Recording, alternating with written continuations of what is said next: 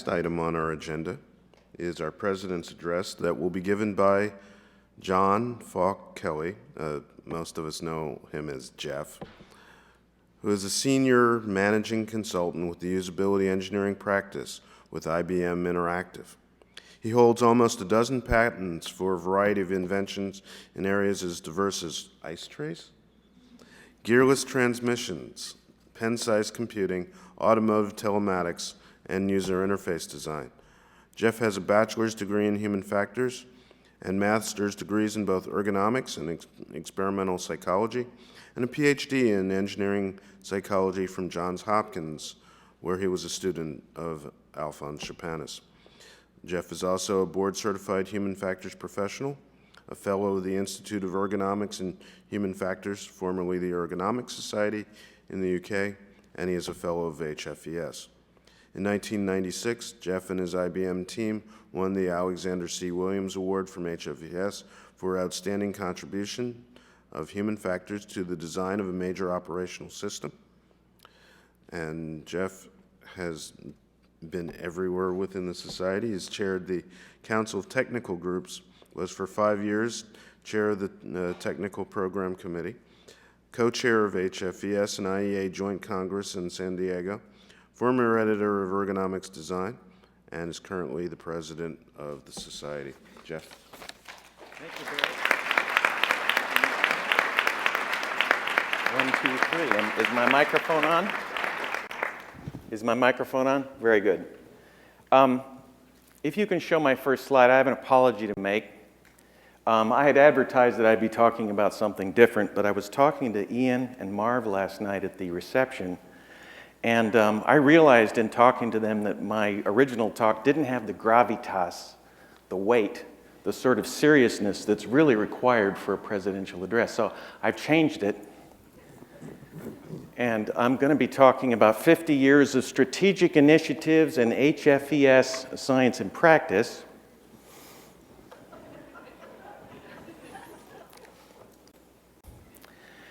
Okay, I've invented a scheme. This is broken down month by month for 50 years. I've invented a scheme to categorize the productivity, strategic productivity, in 5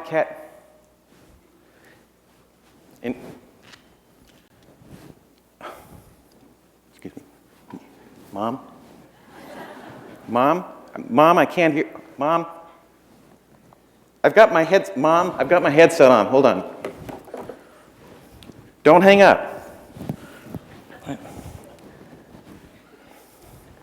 Mom? Is everything okay? Well, I asked you not to call me during my talk. No, you did. You just called me. You heard my voice in your purse. Listen, Mom, I'm in the middle of giving my presidential... Yeah, I know, Mom. Thank you, Mom. I'm proud of you, too. Now, I have to go... Yeah, Mom, you did call me. I swear. Would I lie to you? No. Mom, let me ask you something. That little Bluetooth thing you bought on the headset you bought on Amazon, where do you keep it? Was it in your purse? Okay. I think I know what happened. When you put it in your purse or your pocket or your briefcase, sometimes a little button gets pushed and it redials the last number you called. Yeah, I don't know why anybody would want to do that, Mom.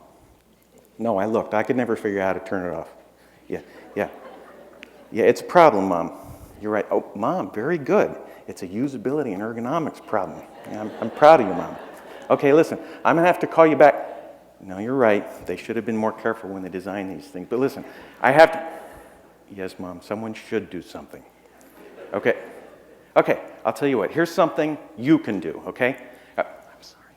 Go to the Amazon page where you bought the headset, okay? And there's this little section down there for customer reviews. Yeah, write up your own review and tell the story about what just happened. And that's good. And it'll really help, Mom, if while you're writing the story, use the words usability or human factors or ergonomics in your review, okay? Well, because then other people, when they do Google searches, they'll start to get an idea of the kinds of stuff you and I have discussed about what I do for a living. That's right, Mom. And make sure you make a reference to that website I showed you, ergowizard.com. Yeah, ergowizard.com. You can use the consumer info page, maybe one of those top 10 worst design things. Yeah, right. Just link to that. Okay, great. Thanks, Mom. I really have to... Mom, no. Mom, don't give the phone to Uncle Harry. Mom, no. Hi, Uncle Harry. Yeah, I'm fine. Yeah, Maria's fine. Kids are fine. Yeah, grandkids too. Listen, Uncle Harry, I'm right in the middle of trying to give my president... Thank you, Uncle Harry. I'm proud of you too. No, I remember. I'm going to give a talk at your senior center. Right. Nieces and nephews career question and answer session. Right. I've got it in my notes right here. I've got it, Uncle Harry. I'm all set to go. 8 o'clock tonight. No problem. 8 o'clock this morning? Uncle Harry, I can't. This is my big speech. Thank you. I'm proud of you too, Uncle Harry. But I'm going to have to reschedule. They're all sitting there waiting for me. Aunt Sally brought all her grandnieces in on the bus from New Jersey. Hold on, Uncle Harry. Let me just check how many more slides I have to show here. Let's see. 10, 30.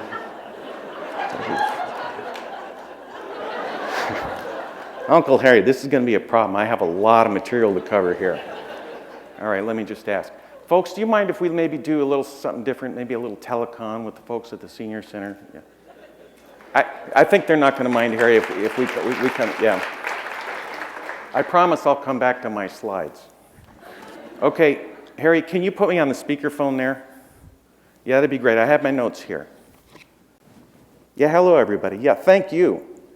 Sorry about the mix-up. I know. It says John Kelley in the program, and Uncle Harry keeps calling me Jeff. Well, it was probably the drugs that they served back in the 50s in the maternity wards. Yeah, drugs for pain. Well, I think it was like this. My mother was sitting on her maternity bed, and she doesn't like the name Jack. I'm going to be named John. So she's saying JF, my initials, JF. I know, we'll call him Jeff. Anyway, like I said, it must have been the good drugs they had back then. Am I famous? No, people in my field don't get famous, I'm afraid. Oh, Uncle Harry said that, did he? Well, I'm proud of him too, right? Hold on, let me see. Okay, I guess you could say I'm kind of famous amongst about 12 people who know I invented something called the Wizard of Oz approach for designing and evaluating future software applications. Yeah, like the movie. Well, actually, there was a curtain in the original simulation experiment. Basically, we were pretending that there was some intelligent computer program that could understand what people want. In the early parts of the experiment, we simulated the system in toto. In toto? All together? Like Dorothy's dog? That was a joke, kind of a Latin pun. No, sir, I guess we're not in Kansas anymore. Oh, sorry, you're from Kansas. Hey, Uncle Harry, help me out here, okay? Oh, what's that? Yes, I work at IBM. Thanks for asking. Got some notes here. I'm an outbound consultant with 40 colleagues in the usability engineering practice. Excuse me? You think you might have lumbago? No, it's not a medical practice. Well, yes, many of us have our doctorates, but we're not that kind of doctors. We're a consulting practice. We represent the user experience on application development projects, and this covers a range of activities when new products are designed and built. And the most visible aspect, I think, of what we do is the visual design of screens and controls that are usable and accessible. And usability is a subset of human factors in ergonomics. Yeah, sure, you can go to school for that. Well, I have a bachelor's degree in human factors, a master's in ergonomics, and a PhD in engineering psychology. Your husband does what in his pajamas? No, I'm sorry, ma'am. I'm not that kind of psychologist. It's engineering psychology. I know, not many people have. I'd certainly never heard of it when I went to school. How did I learn about it? Well, I have a story about this here somewhere. It all started when I was doing my undergraduate work at UC Santa Barbara. Yeah, that's where I managed to squeeze 4 years of undergraduate work into 7. Yeah, I know, the campus was right on the beach. But anyway, I guess it's fair to say that I had a little difficulty finding a major. I tried pre-med, and I liked the physiology and the anatomy labs, but I didn't want to be a surgeon or a physician. Then I tried engineering, and yes, I had a slide rule.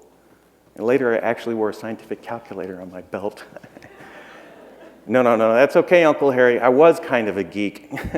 Thank you, Uncle Harry. I'm proud of you, too. Anyway, I was fascinated by the physical design of things, but I didn't want to focus all my attention on bridges or electronic circuits or inanimate objects for a living. So I declared psychology, and I loved the experimental methodology and the theories of cognition and skill acquisition, but I couldn't see myself in clinical practice. Yes, ma'am, I suppose that would have come in handy. I'll tell you what, have your husband call me and I'll see if I can find someone to talk to. Okay.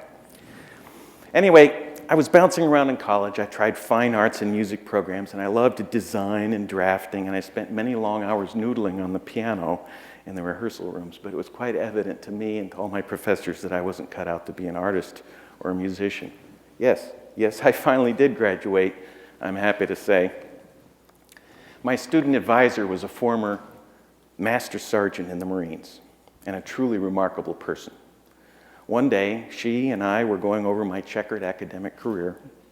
Some classes I did very well in, and others, well, not so much. In fact, we were just beginning to wonder if I was cut out to be a student at all when her secretary walks by and says, "Janet, they just announced a new major called Human Factors," and she drops the flyer into Janet's inbox, and I swear this is true. A waft of breeze caught it, and it dropped in my lap. True story. I looked at it and I said, "Janet, look at this. These course requirements are all the same types of classes I've done well in and I've loved." The field of human factors in ergonomics was all about designing technology so that it matches the capability, comfort, and interests of the humans who use the technology. Needless to say, I'd finally found my major, and the net result was that I blossomed from a future college dropout to a Dean's List graduate with a scholarship to Johns Hopkins. And that's where I earned my PhD from the man I've come to describe as the godfather of human factors, the late, great Alphonse Japanis. Yes, I know, it was a terrific loss. Al was a genteel man with a passionate dedication to his students and to the main work of the human factors field, which I describe as improving the quality of life on our planet by reducing the frustrations we all encounter working with technology and the things designed by people. In the course of his illustrious career, Professor Japanis had opportunities to make dramatic impacts and save lives. An example was his early work during World War II, work that pretty much defined and kicked off the whole field of human factors. Picture this, 1943, then Lieutenant Alphonse Japanis was a psychologist at Wright Field. He was asked to investigate the high incidence of, quote, pilot error, unquote, in aviation training and combat accident reports. To be specific, pilots of P-47s, B-17s, and B-25s were frequently causing crashes by retracting the landing gear of their aircraft instead of setting the flaps while taxiing.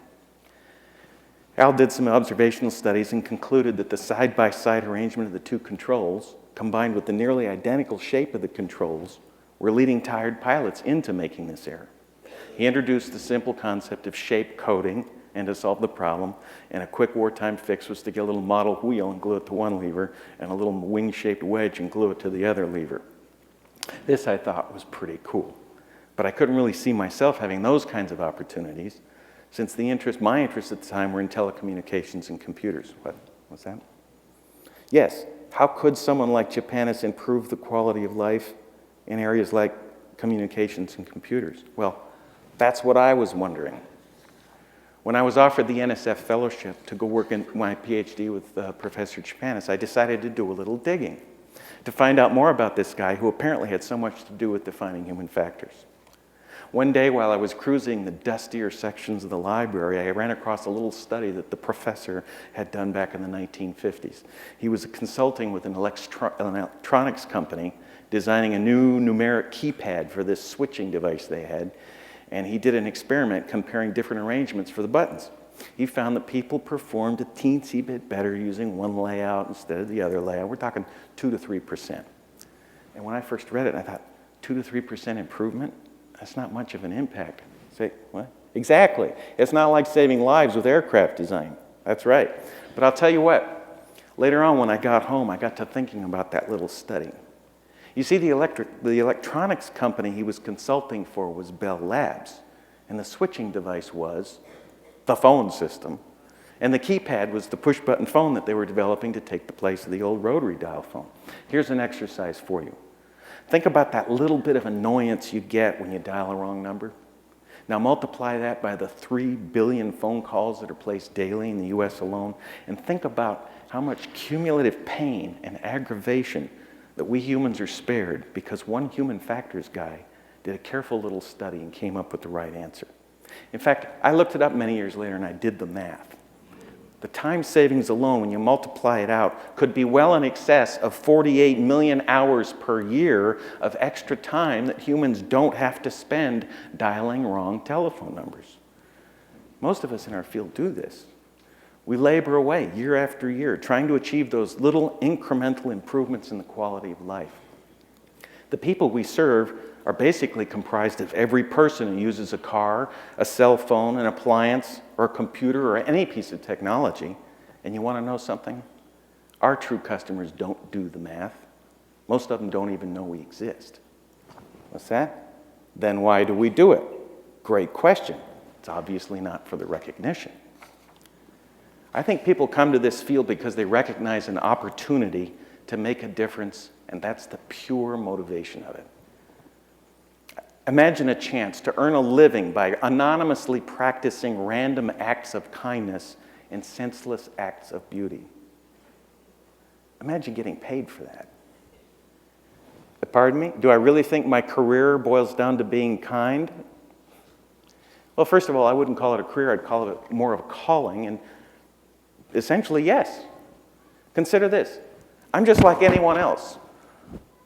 When I bang on the microphone and cause a big noise, or when I screw up using the 2-button timer of my coffee pot and spill coffee all over the counter, or I can't figure out which sequence of buttons to push on my 50-button remote, universal remote so I can switch from TV to DVD, okay? Just like most people, I think, boy, am I stupid. But thanks to the influence of people like and mentors in my life, like Alphonse Chapanis, I sometimes follow that thought with one like, am I really just stupid, or is this thing really hard to figure out? And if the design space for the gadget is one I have some experience with, I might say to myself, I think I've seen this kind of confusing design before. And then you know what happens? I get provoked, and I start looking things up. And then I say to myself, wait a minute, this is a known problem. We know how to solve it.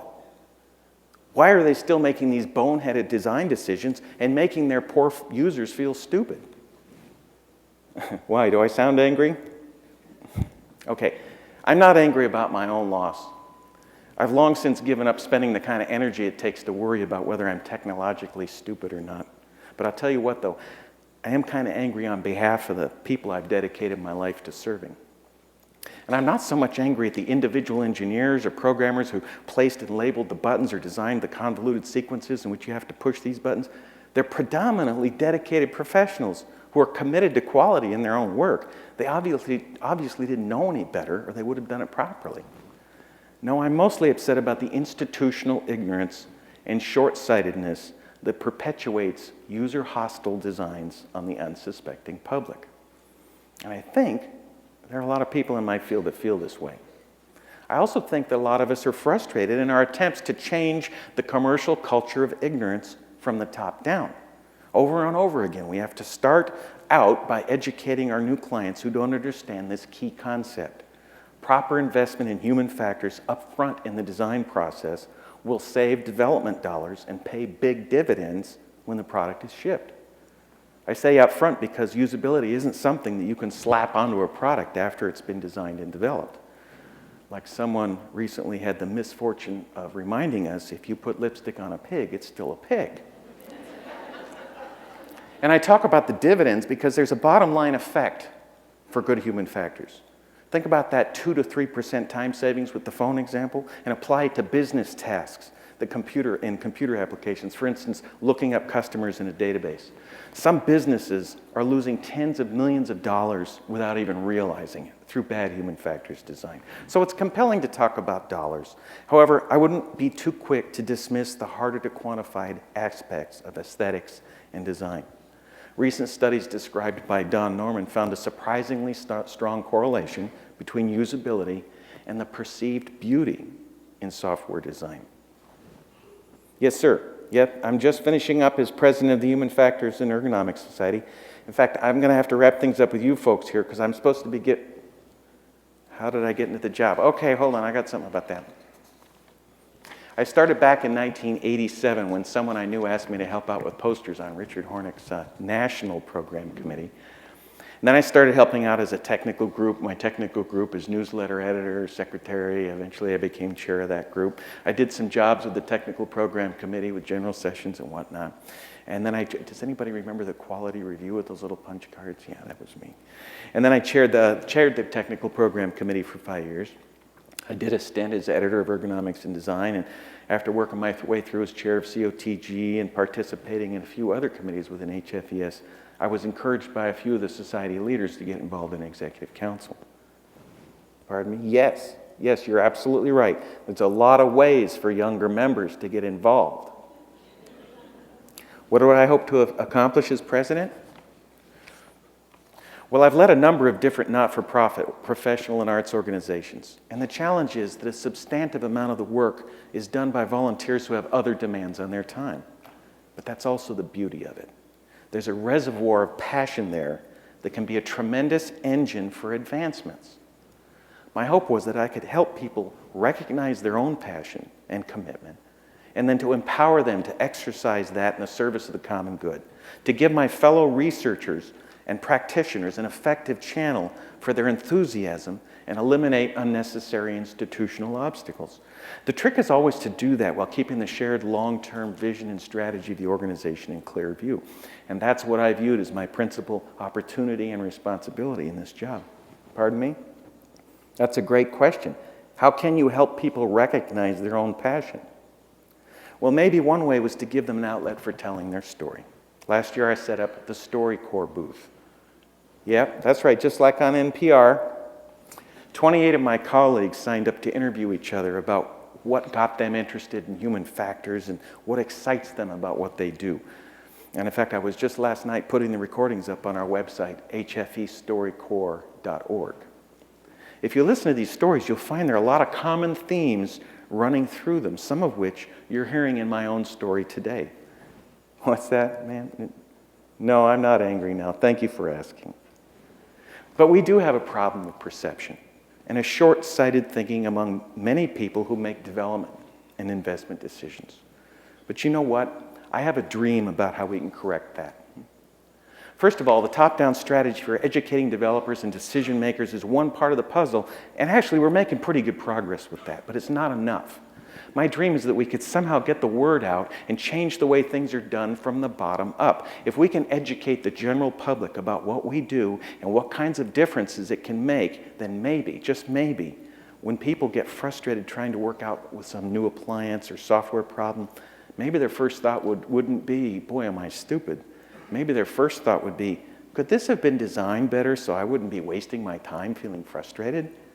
Maybe the agent of change is the specter of millions of consumers leaning out their windows and yelling, I'm mad as hell, and I'm not going to take bad human factors design anymore. Yeah, that's right, just like the movie. But all histrionics aside, it really boils down to simple economics. If the companies who design and produce technology believe that their customers are aware of and value good human factors or ergonomics or usability design, they will invest in it. In fact, you could probably criticize a product manager who devoted a lot of resources to user-friendly design if there was no apparent business justification for it. And there's the rub. If customers like you all and you all don't know that life with this technology could be sweeter, less frustrating, and more productive, they won't know to demand it. And if they don't demand it, the decision makers won't recognize it on their own, and there won't be a business justification for it, ergo bad design. However, in a just world, designing technology for ease of use would be something that you would, as a matter of course, quantify, put on a marketing brochure, and which would help differentiate your product from your competitors. So what's the key to a just world? An educated consumer. What would I say if I was able to educate a consumer? I'll tell you what, I have it here. Consumers, listen up. Do you care about bad design that makes you feel stupid or frustrates you or causes you to waste your precious time? Then do something about it. You're the only one who can. Find out what human factors or ergonomics means. Look up usability on the web. Make these terms part of your vocabulary. Watch for references to these things in the reviews for the products that you're considering purchasing. Let the winners know why you chose them. Let the losers know why you chose the winners. And if some gadget frustrates you, remember, it's not your fault, and give them hell. There are thousands of dedicated professionals out here who are trained and motivated to solve this problem, but it's got to come from you. Pardon me? Yes, you can. Yeah, absolutely. Ask my mom. She and I just talked about it, and she'll show you how to do it. Okay, I want to thank you all there at the Senior Center, and I want to thank Uncle Harry for inviting me to talk to you all. I'm sorry it was by cell phone. No, I don't think the folks here minded too much that I couldn't get through my slides. Okay. I would like to leave both groups with a closing thought, and it bears repeating. At the end of his career, my mentor and inspiration, Alphonse Chapanis, wrote a memoir which ended with these words: "There is one thing that I have never regretted, and that is my choice of profession. Human factors has always been challenging, frustrating at times, rewarding at others, but never dull. I can honestly say in retrospect that I've had a full life, an exciting life, and that I've enjoyed telling people about human factors, educating students and others to take over where I've had to leave off, and grappling with the problems of trying to make our material world safer, more comfortable, and easier to cope with. In fact, there's only one thing I truly regret. I'm sorry I've come to the end. I'll tell you what, if at the end of my career, I will be able to retire a happy man if I've earned the right to say that by applying what I know, I've left some small corner of the world a teensy bit more of a congenial place to live."